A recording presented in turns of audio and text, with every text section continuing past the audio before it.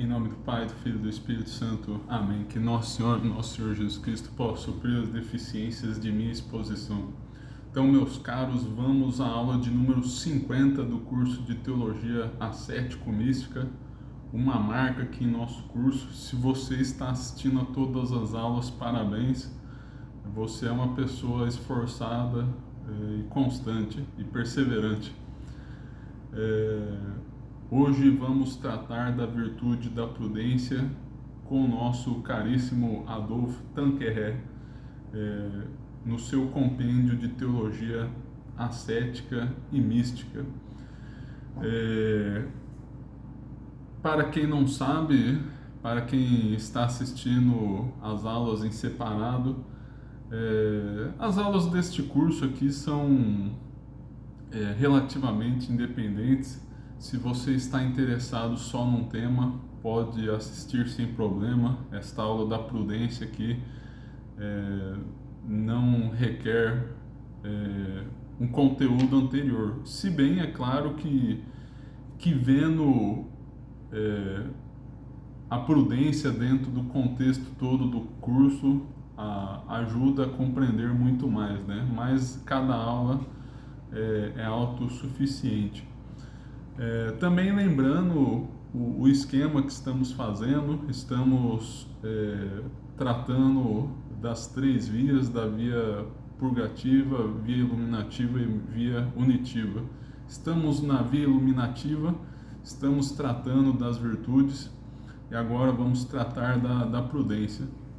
Esta será uma aula teórica, com base no Tanqueray, como eu disse, mas para quem se lembra bem, quando tratamos dos pecados capitais na parte da via purgativa, quando eu comentei o Tanqueray, eu me dei a liberdade de fazer algumas observações próprias, fazer algumas atualizações para o nosso momento presente, para a nossa realidade, para que possamos aplicar a prudência em nossos dias. Bom, antes de prosseguir com a aula, então, peço para que vocês sempre confiram aí a Editora Assunta, link na descrição. Aqui temos o livro Comentar as 15 Orações de Santa Brígida. Link na descrição. Nossa Senhora de La Salette, Outros Fatos Extraordinários. Adquiram na descrição na nossa loja aí, da Editora Assunta. Vende na Eclese e parceiros. Se você estiver se sentindo generoso, pode deixar o seu Pix, tem aí na descrição. E curta o vídeo, se inscreva no canal. Na descrição também tem toda a playlist aí do curso de Teologia Ascético-Mística aqui, um curso totalmente gratuito, e assim sempre será. Rezar por mim, ativar o sininho e compartilhar com seus amigos. Então vamos lá, virtude da prudência em Tanqueray.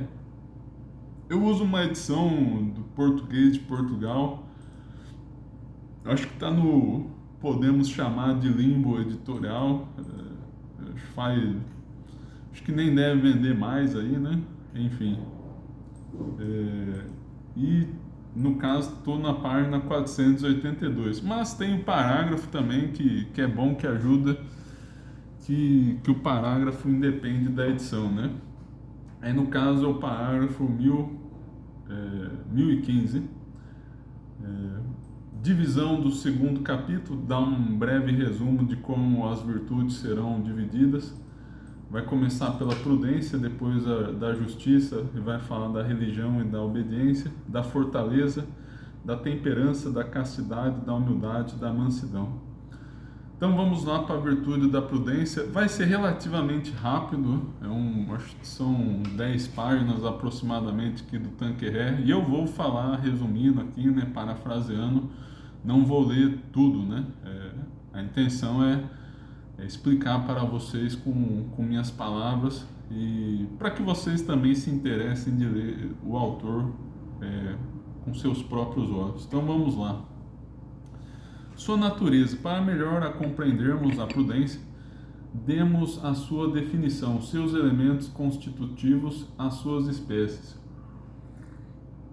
Definição: uma virtude moral e sobrenatural que inclina a nossa inteligência a escolher em qualquer circunstância os melhores meios para atingir os nossos fins, subordinando-os ao nosso fim último. Não é, pois, nem a prudência da carne, nem a prudência puramente humana, é a prudência cristã. Então, com isso aqui, ele está sugerindo fortemente que crê na distinção real entre as virtudes morais adquiridas e infusas. Então tem uma prudência humana. É o seguinte, né? São duas coisas distintas: a adquirida pelos próprios esforços e a sobrenatural, que vem quando adquirimos a graça santificante, ou seja, uma graça de Deus.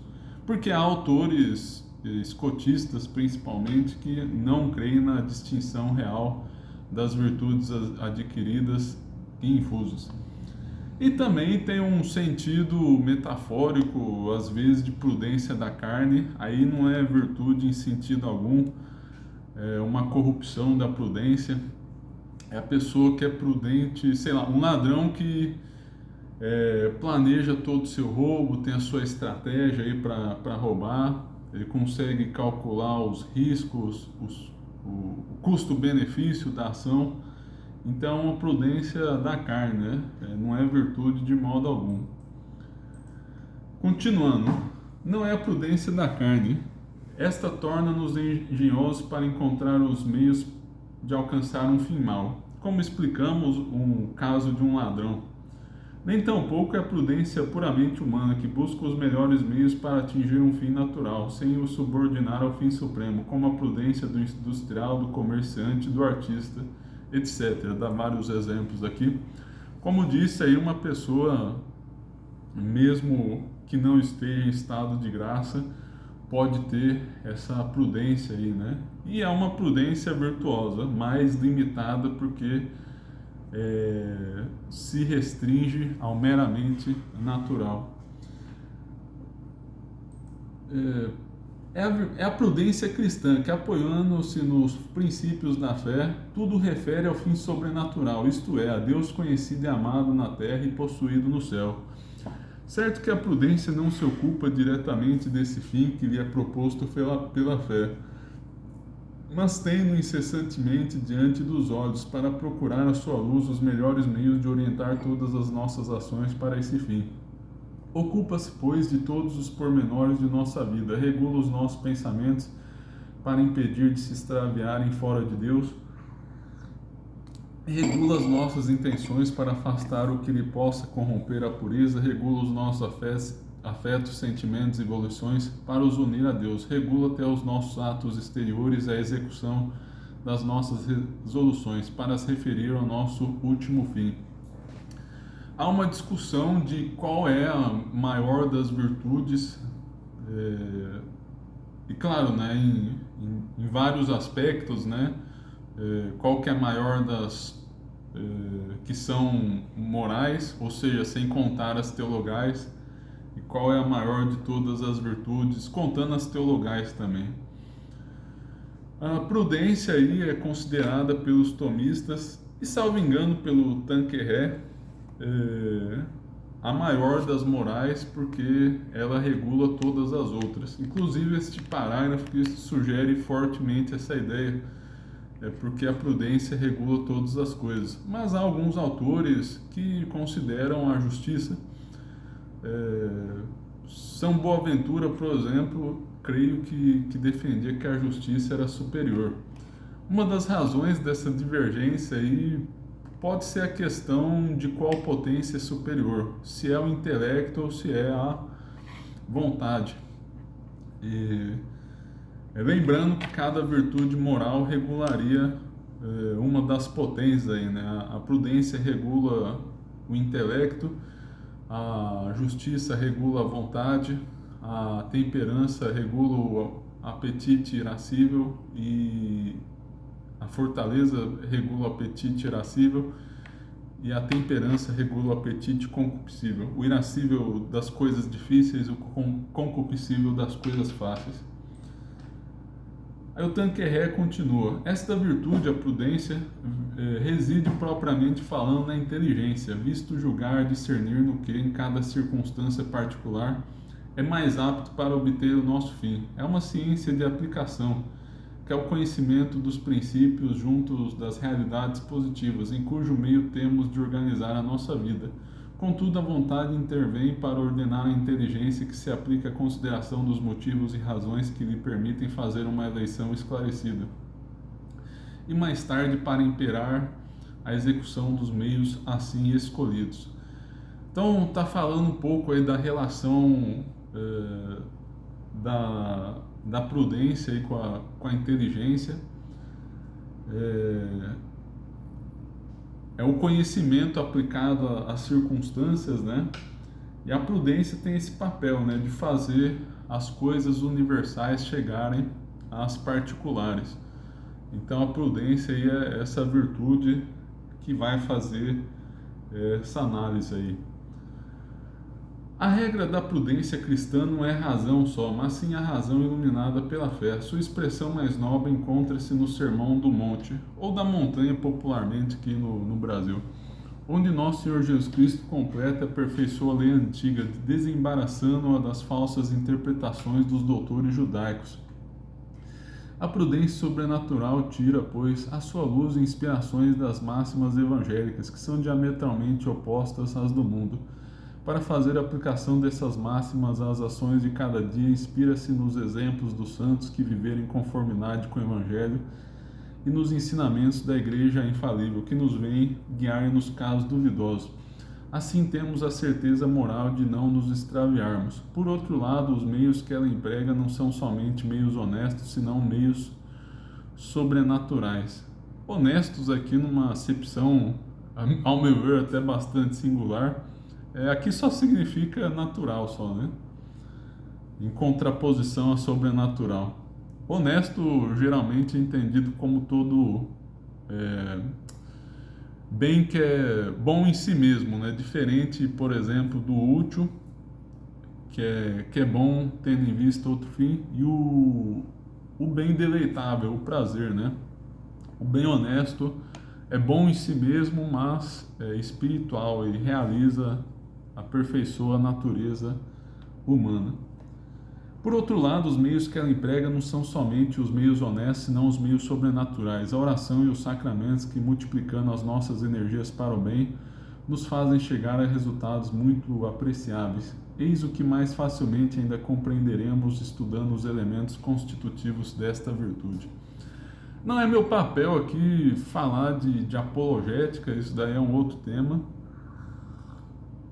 Mas a igreja é muito importante também por esse aspecto, né? Como fazer as máximas do Evangelho, que muitas vezes estão de modo universal, chegarem aos casos particulares. Então, por isso é muito importante que haja uma autoridade que faça essa aplicação, né? Que nos dê essa segurança. Sem uma autoridade aí, sempre haverá um abismo entre o conteúdo escrito e a nossa prática, e até por essa questão da prudência aí, dessa transição do universal para o particular, muito importante que haja uma igreja, uma tradição, um magistério para que nos ajude a vivenciar a Sagrada Escritura. Elementos constitutivos, ao meu ver, parecem ser as partes integrais, e vamos ver aqui, né? Bom, vou até ler aqui para vocês, eu tinha separado aqui para me preparar, né? Já peguei lá no Royal Marinho, até demos uma aula dele com as partes integrais da prudência, mas só para nos lembrarmos. Partes integrais é aquilo sem a qual uma coisa estaria incompleta, né? Então o ser humano aí sem o braço, sem a perna, aí falta parte integrantes a ele. Tem as partes subjetivas, que são as espécies. A gente pode até pensar nas espécies biológicas mesmo. Há a vida animal, vegetal, ou seja, capaz de movimento próprio, e a que não é capaz de movimento próprio, os animais racionais e irracionais, assim por diante. E as partes potenciais são... gosto de dar o exemplo daquelas coisas que são como que movidas por outras, são como que partes anexas. Mas também pode ser, de certo modo, o inverso da parte subjetiva, né? Então, o ser humano tem a sua parte... O ser humano é racional, é espiritual, né? Mas ele ainda assim tem sua parte animal e mesmo sua parte vegetal. Até se fala, né? Estado vegetativo do homem só é capaz de se alimentar por sondas, né? Coloca a comida lá dentro do corpo e o corpo absorve a comida, né? A pessoa nem mastiga e perdeu os movimentos, está em estado vegetativo. Então são as partes potenciais aí, né? As partes integrantes da prudência, a lista aqui, né? Só para lembrar para vocês: memória do passado, experiências acumuladas. 2. Inteligência do presente, ou seja, saber avaliar o momento atual. 3. Docilidade, saber pedir ou aceitar conselho dos sábios. 4. Sagacidade, prontidão para resolver casos urgentes. 5. Razão análoga, análoga anterior, ou seja, a sagacidade, mas quando não se trata de causas urgentes e quando há mais tempo. Então, a questão de analisar e saber resolver os casos aí, né? Sexto, providência, analisar os meios necessários para se alcançar o fim. 7. Circunspecção, atenta consideração das circunstâncias para julgar em vista delas, se é conveniente, por exemplo, fazer no momento ou depois. 8. Cautela ou precaução, analisar os possíveis obstáculos que surgirão. Então voltemos aqui para o Tanqueray, veremos que ele fala de uma maneira mais corrida, mais natural, mais comum ao estilo de nossos dias, um estilo mais ensaístico.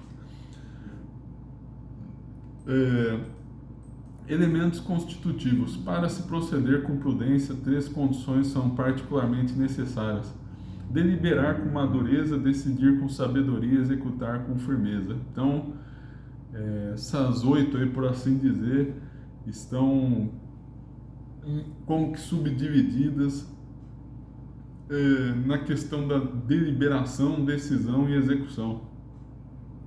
Primeiramente, se impõe madura deliberação, e para fazê-la com mais ponderação é preciso refletir pessoalmente, consultar homens de critério saudável. 1021. Refletir-se-á sobre o passado, presente e futuro. A memória do passado será de grandíssima utilidade. Como a essência da natureza humana permanece a mesma através das idades, importa consultar a história, para a sua luz ver como os nossos pais resolveram os problemas que se nos apresentaram. A experiência que eles tentaram para os resolverem esclarecerão nossa inexperiência e nos pouparão de um sem número de extravios. Ao vermos o que deu bom resultado e o que se malogrou, compreenderemos melhor os escolhos que se devem evitar e os meios que é oportuno adotar, mas também considerar a própria experiência. Ou seja, alguns poderiam se perguntar: mas para que serve estudar história? Então está aí a razão do estudo da história. A experiência do passado ajuda na nossa tomada de decisão. Também vale a nossa experiência que vamos adquirindo ao longo do tempo. Por isso os jovens raramente têm prudência. A prudência se manifesta conforme a idade chega. Claro, há jovens mais inteligentes que passaram por mais situações de vida, né? Uma questão de tendência, né? Isso é um pouco relativo, mas no geral os jovens são imprudentes e adultos mais prudentes.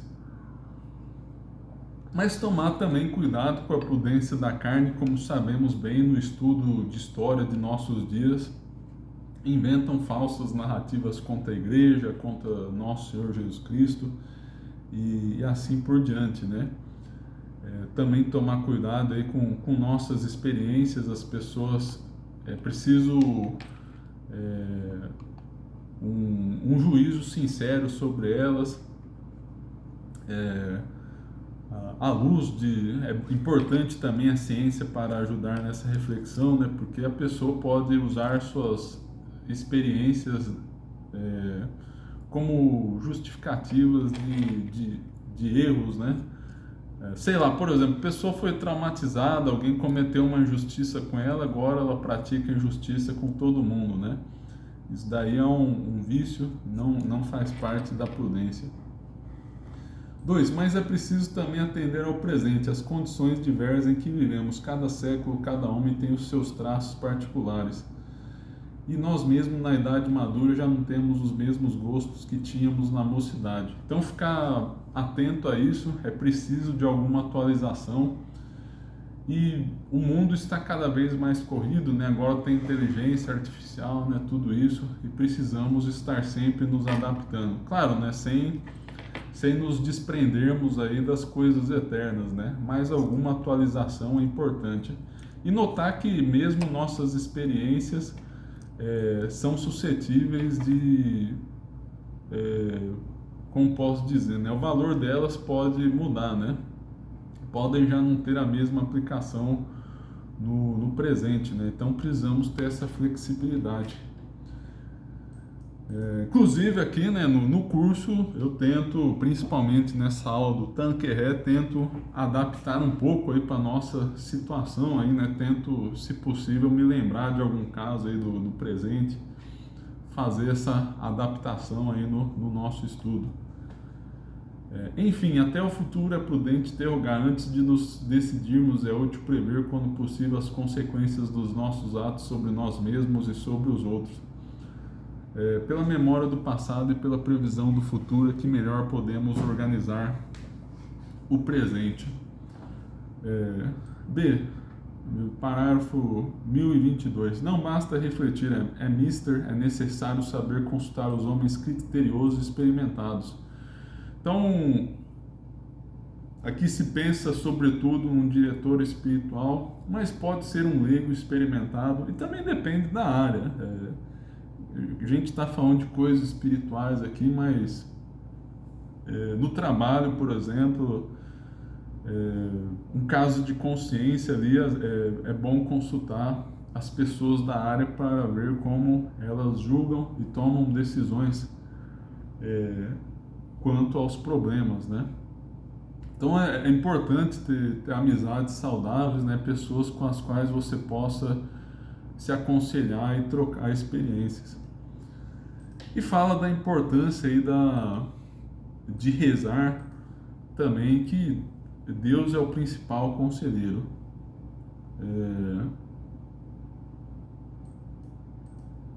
Menciona a sagacidade pessoal, que nos faz ver com rapidez e exatidão que há de fundado, assim nos conselhos que nos dão, como nas nossas próprias observações.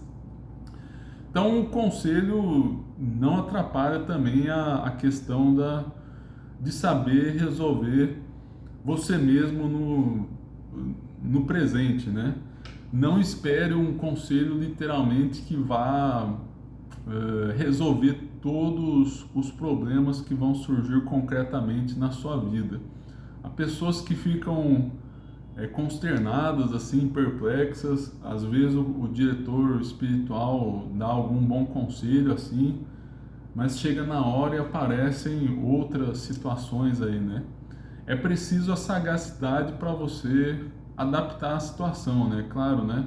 Se manter na linha do conselho, mas até para isso serve a prudência, né? Porque as situações concretas são infinitas. O conselho dificilmente aí vai conseguir responder a todas as necessidades do momento. Então é preciso também um pouco de sagacidade, né? Porque tem pessoas que, assim, né, elas querem se aconselhar, mas esperam que os outros vão agir por elas. Também não é isso que é prudência. A prudência também implica capacidade de você saber reagir à situação, né? Então são todas partes integrantes, né? A sagacidade, mas também o conselho, né? E é todo o organismo que te ajuda a, a superar as dificuldades. 1023. Após a deliberação é necessário julgar bem, isto é, decidir quais entre os meios sugeridos são verdadeiramente os mais eficazes. Para o conseguirmos, poremos de parte com cuidado preconceitos, paixões, impressões que são elementos perturbadores do juízo e colocar-nos-emos resolutamente em presença da eternidade para apreciar todas as coisas à luz da fé. Então, olhar da fé e buscar afastar os preconceitos. Não nos deteremos na consideração superficial das razões que nos inclinam para este ou para aquele lado, senão que trataremos de examinar a fundo, com perspicácia, pesando bem os prós e contras. Então, uma dica muito interessante aí é fazer uma lista, um balanço aí, os prós e contras de uma ação, o que pesa mais, e buscar as razões mais profundas aí, não as coisas superficiais, né? As pessoas hoje em dia sofrem muito com o escrúpulo, que a pessoa confunde o seu sentimento com pecado. E é muito comum a pessoa confundir o sentimento com razão. Então a pessoa sente algo estranho e considera um fundamento muito sólido para tomar uma decisão. Não, uma decisão uma sensação é algo passageiro, né? Não podemos nos basear nisso, né? Temos que ter critérios sólidos para a nossa tomada de decisão. Se, enfim, julgaremos com decisão sem nos deixarmos cair em hesitações excessivas, uma vez que tenhamos refletido conforme a importância relativa do negócio e tomado partido que melhor nos pareceu. Deus não nos exprobrará o nosso proceder. Creio que não rejeitará. Deveria ter consultado o significado aqui. Visto que fizemos tudo para conhecer a sua vontade, podemos contar com a sua graça para a execução de nossas resoluções. Então é o seguinte, né? Um aspecto da teologia moral. Eu acho que eu comentei de passagem, mas eu não sei se eu comentei a fundo, né? Há alguns cânons de teologia moral, há condenações ao laxismo, mas também ao jansenismo. E um tópico muito importante é que não precisamos ter certeza absoluta. Alguns consideram até um pleonasmo vicioso, mas alguns entendem que certeza tem graus, varia em graus. Mas enfim, né, não precisamos ter segurança total de que algo é certo ou errado para tomarmos uma decisão. Esse daí foi uma discussão ligada aos casos de consciência em teologia moral. Então, muito importante saber isso. O jansenismo, que era rigorista, tendia a opinião de que precisamos ter certeza absoluta de que algo é bom para que façamos essa coisa sem pecado. Então,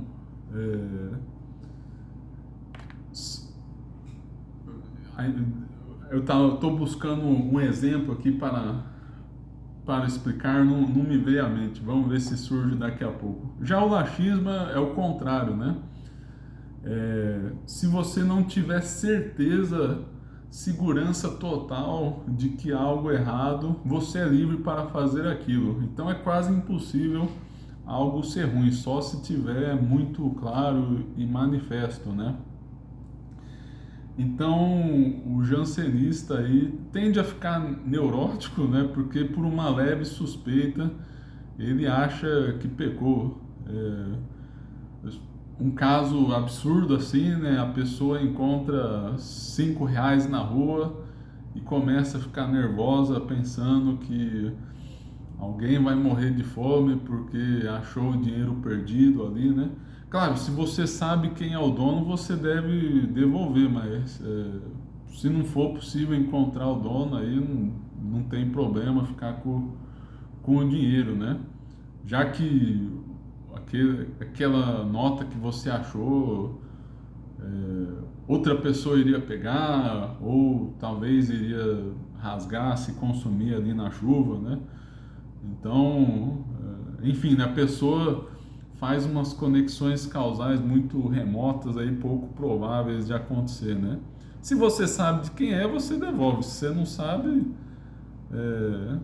você pode ficar, né? Claro, né? Se aparecer, cair 1 milhão na sua conta, né? Parece até que aconteceu um caso desses na Argentina recentemente. Aí você não gasta, né?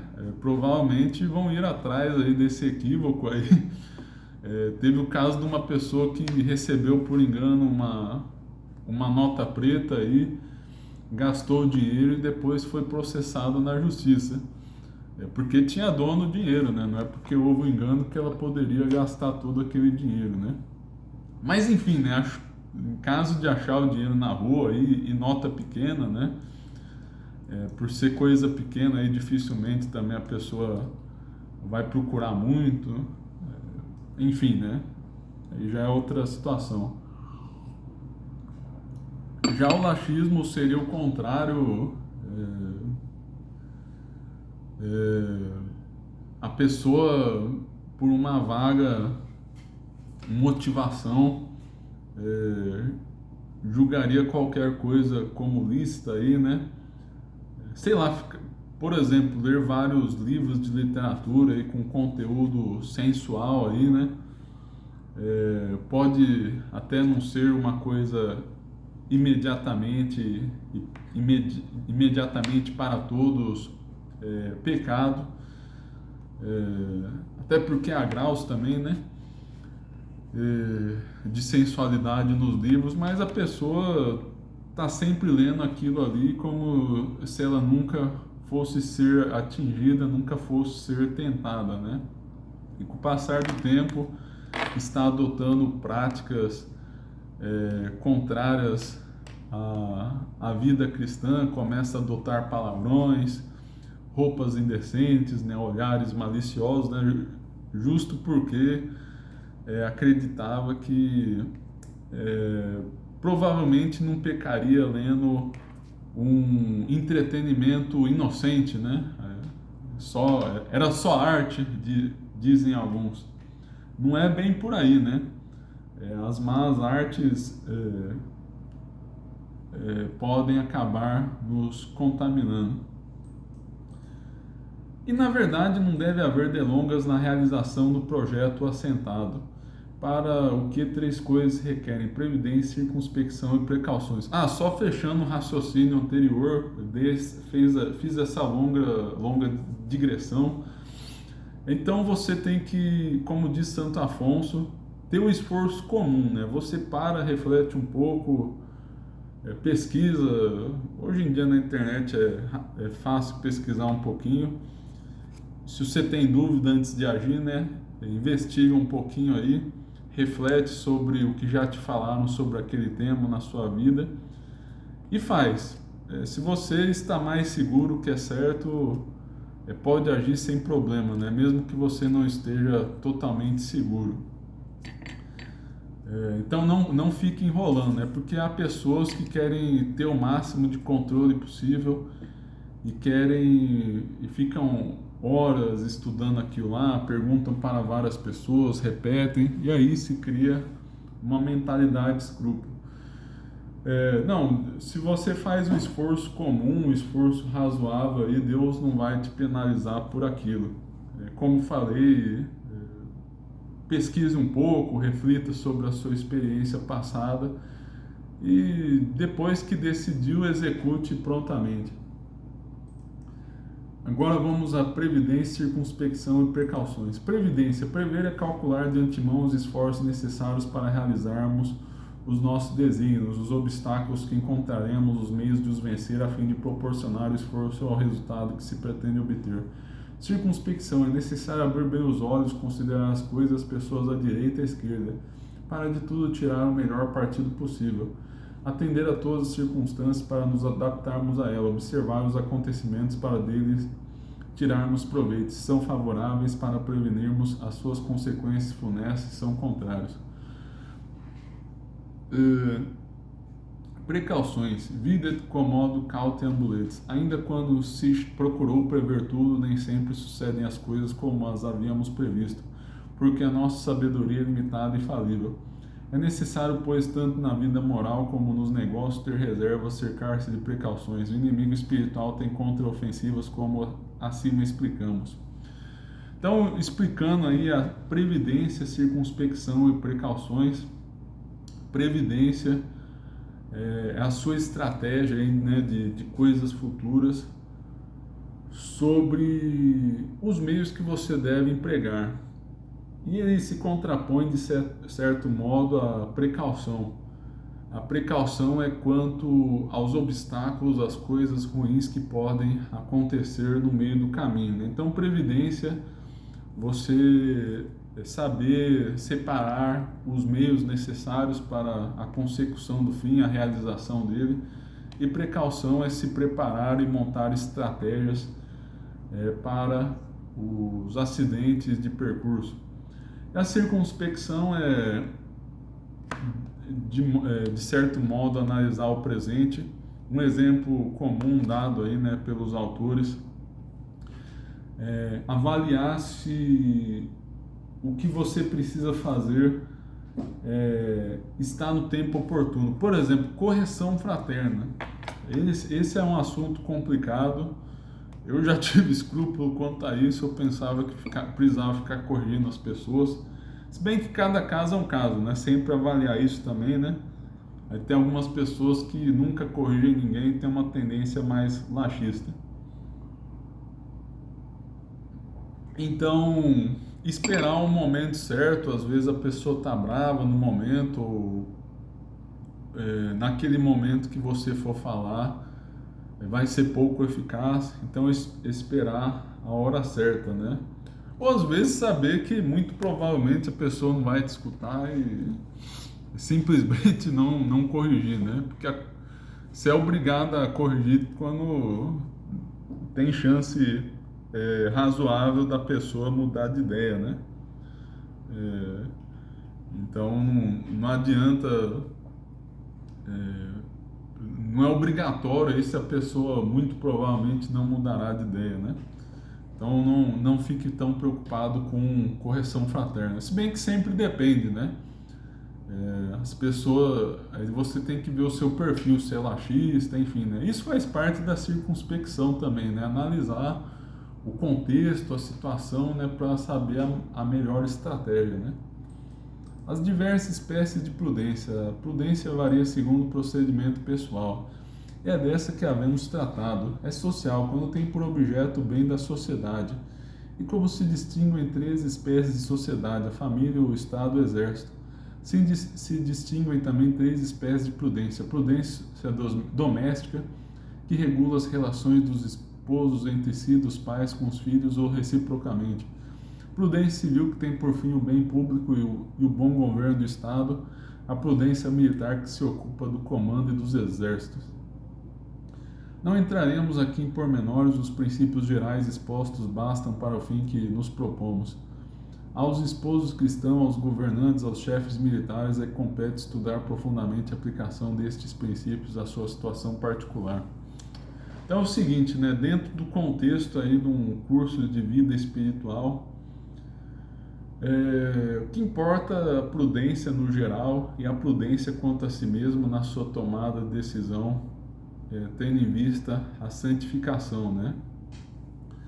Quanto ao governo, a arte militar, isso daí é um estado de vida mais específico. A pessoa tem que, claro, a pessoa precisa estar munida aí dos princípios cristãos, mas daí a pessoa mas estuda a sua própria arte aí, que esse estudo deveria prover os meios de se viver bem a prudência aí do governo, da política, né? Então isso entraria em outro tratado. Claro, né, as coisas estão ligadas, todos são chamados à santificação, o general, o político deveriam se santificar também e deveriam conhecer esses princípios aqui da prudência, né, expostos por Tanqueray, Santo Tomás e etc. Necessidade da prudência. A prudência não é menos necessária para o nosso governo pessoal que para a direção dos demais. É ela efetivamente que nos permite evitar o pecado e praticar as virtudes. Para evitar o pecado, como já dissemos, é necessário conhecer as suas causas e ocasiões, procurar manipular bem os remédios. Ora, é precisamente isto que faz a virtude da prudência. Então, prudência tem essa marca aí de estabelecer estratégia para enfrentar os problemas aí, né? Então não basta somente fazer o propósito de não pecar mais, é preciso também usar a inteligência para saber responder bem às ocasiões de pecado, né? Um exemplo comum, se você é viciado em álcool e toda vez que você vai ao bar tem como alcoólico, por exemplo, um caso extremo aí, então nunca passe na frente de um bar. Então você tem um pecado no qual cai frequentemente, você identifica o gatilho para ele, qual que é a situação que faz você praticar aquele ato, e você vai lá e foge desse gatilho. E de coisas que podem levar a ele, né? Claro, né? Não podemos controlar tudo, mas tentar controlar algumas coisas que levam a isso, né?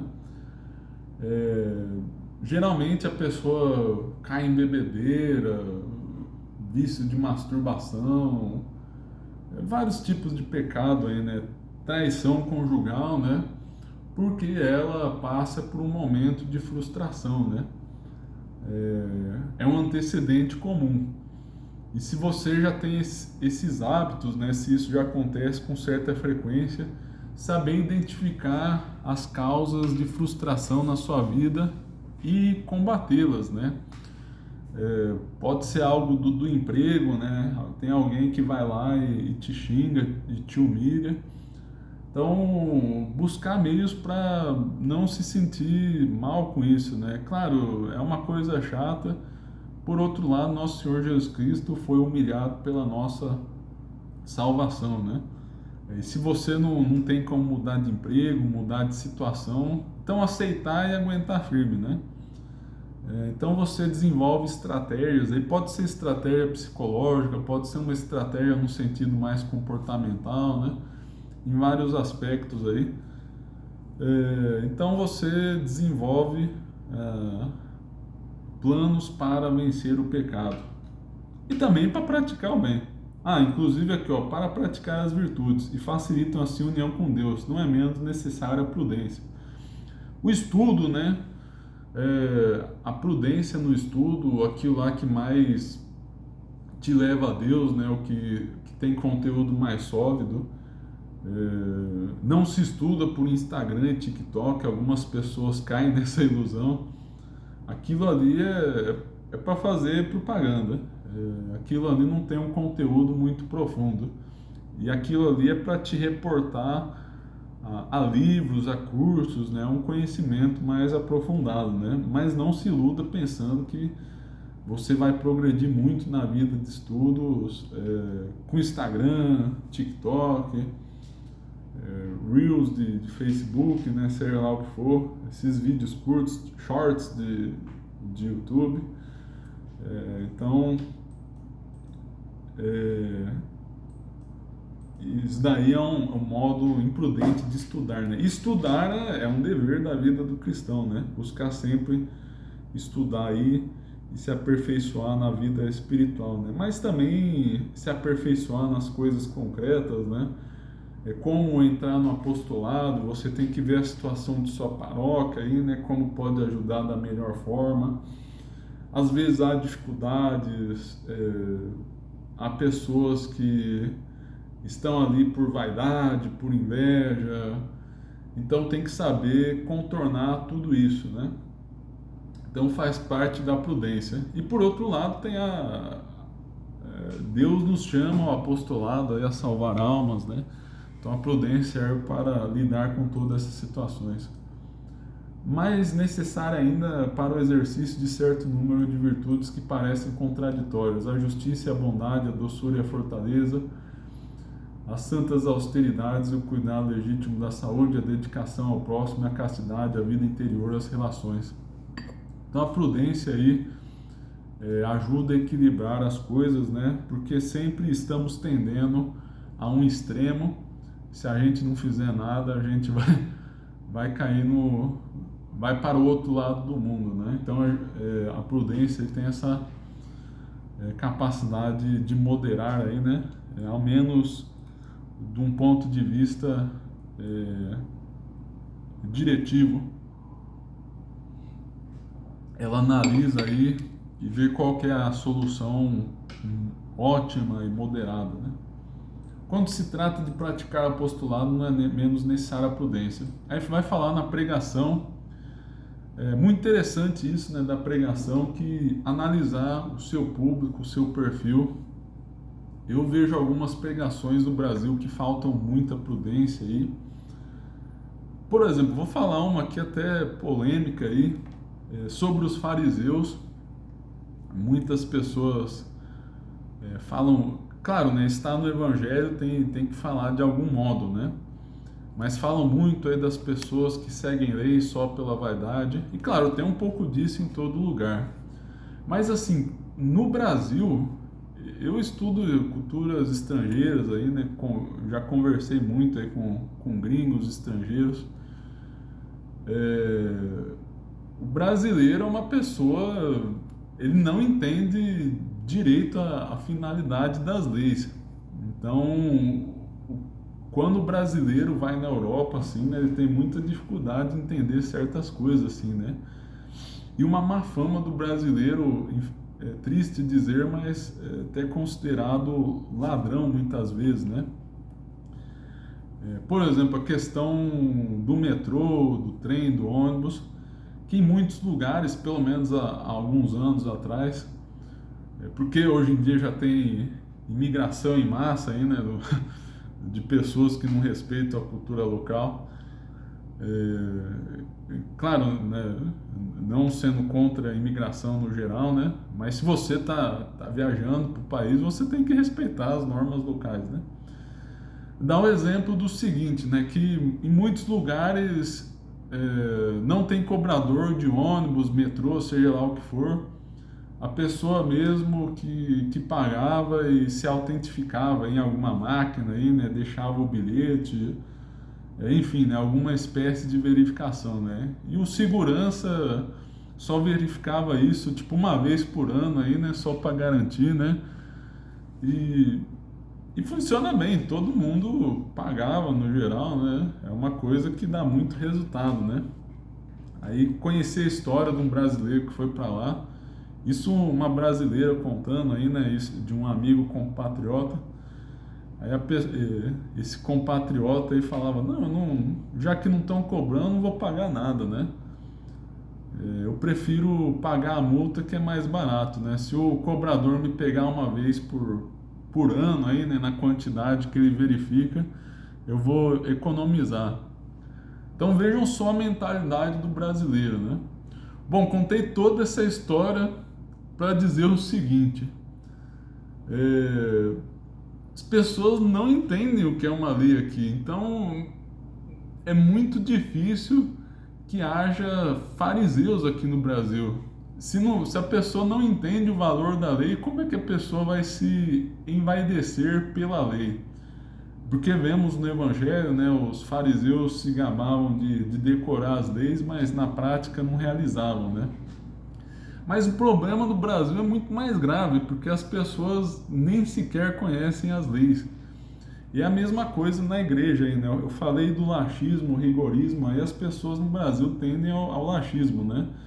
Então, muito dificilmente alguma lei proibitiva, né? Lei de Deus, lei da igreja, né? Por via das dúvidas, tudo é permitido para o brasileiro, né? Então, ao meu ver, assim, na pregação não tem sentido focar tanto aí nos fariseus, aí, porque é uma coisa muito rara aqui no Brasil, né? Aí eu vi também uma pregação outro dia, a pessoa falava mais ou menos assim, né? Estudar menos, rezar mais. Claro, sem dúvida alguma, na verdade eu nem falava que era rezar mais, né? Falava, não rezar muito para não se envaidecer, né? Eu acho que era mais nessa linha. Faz um tempo que eu vi essa pregação. Mas seja como for o seguinte, né? Porque eu não acho muito prudente esse tipo de pregação. Por que que eu tô falando dela? Porque no Brasil as pessoas não gostam de estudar. Então, se as pessoas leem pouco e você ainda vai lá e faz essa pregação aí, falando, nossa, tem pessoas que estudam muito aí e não vivem a santidade aí, né? Claro, é uma coisa que de fato acontece, mas a prudência avalia a circunstância concreta, né? E no Brasil aí a tendência é você desincentivar o estudo, que a pessoa já tem muito pouco, né? Não estamos na Paris do século XIII, né?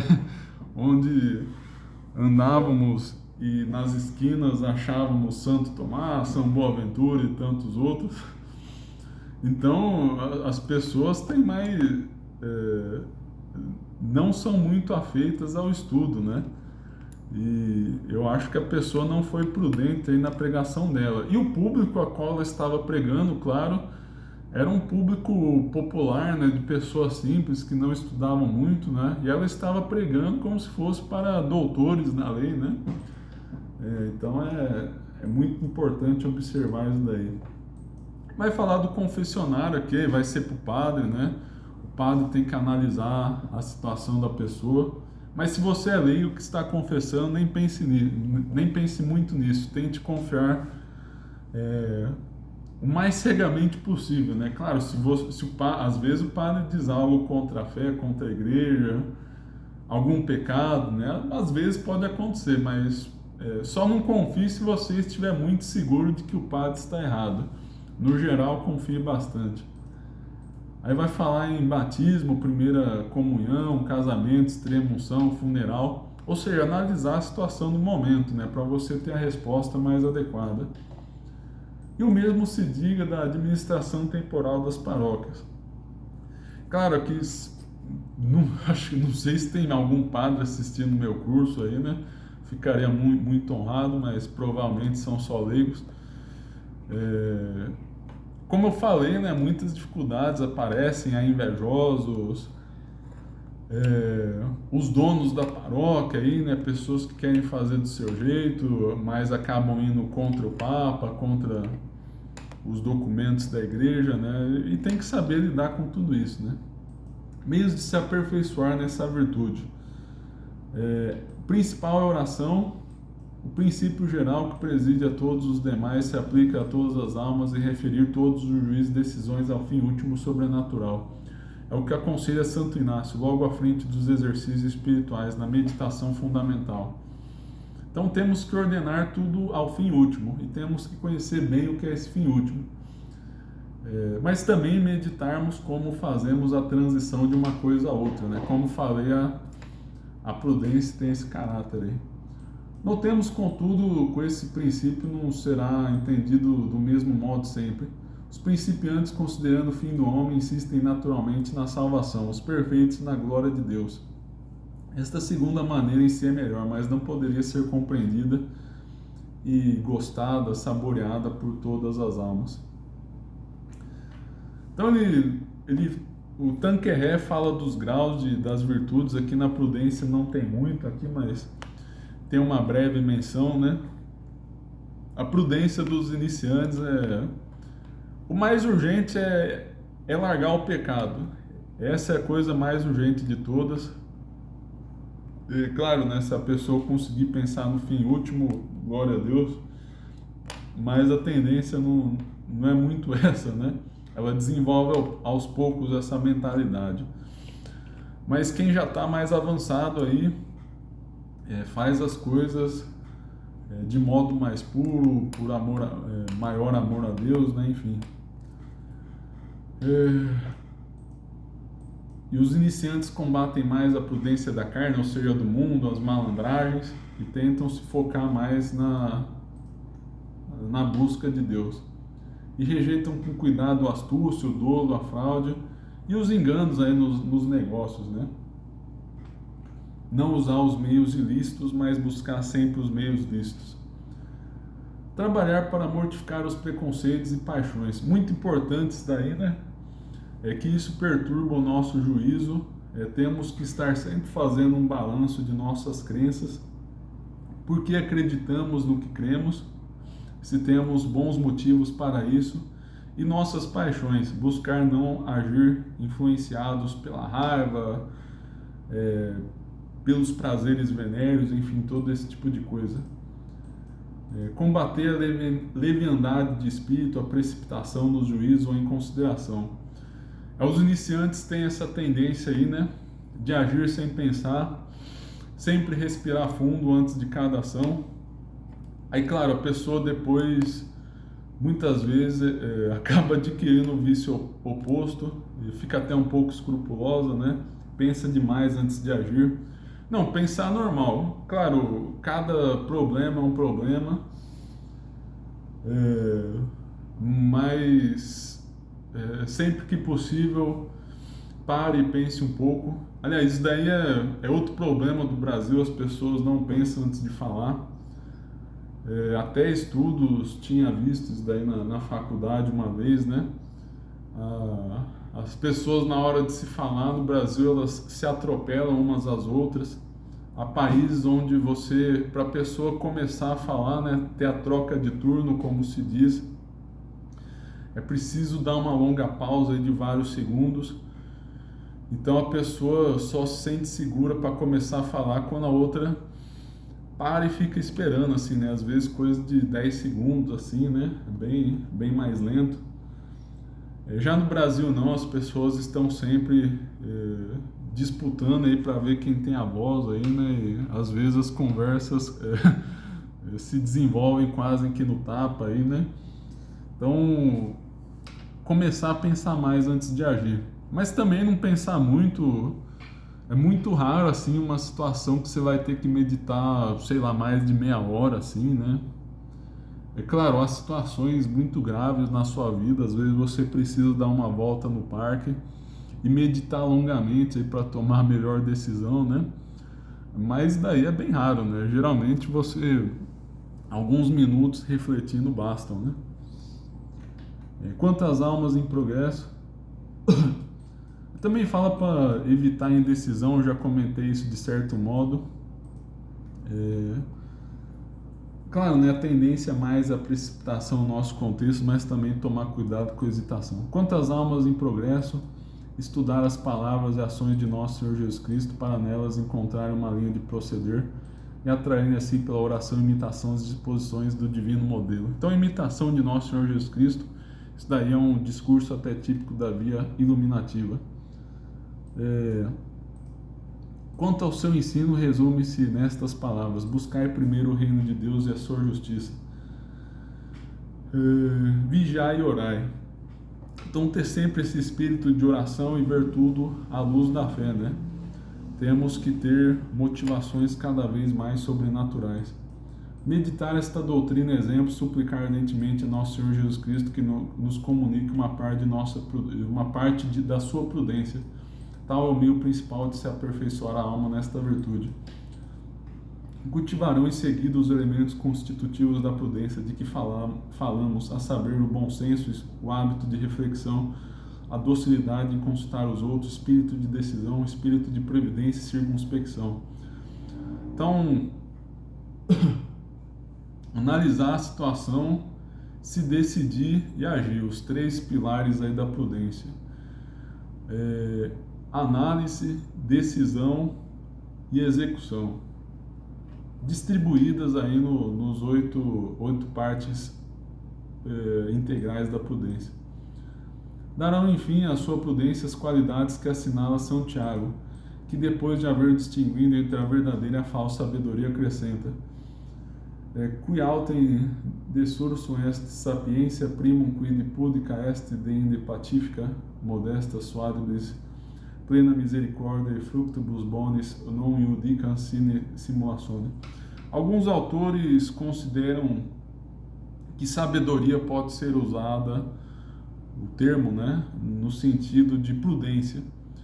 A sabedoria, então, seria um grau eminente numa arte ou mesmo na prudência aí, né? E o Tanqueray aplica o versículo de Santiago da sabedoria à prudência. Então diz que é pudica, pacífica, modesta, suadibris acho que usaríamos maleável no sentido de se deixar dobrar pelos conselhos, cheia de misericórdia, de bons frutos, não judicativa no sentido de juízo temerário ou precipitado e sem simulação. Então, esse é o sinal da prudência aí, né? Então é isso, meus caros, até a próxima. Muito obrigado pela paciência. Até a próxima. Em nome do Pai, do Filho e do Espírito Santo. Amém.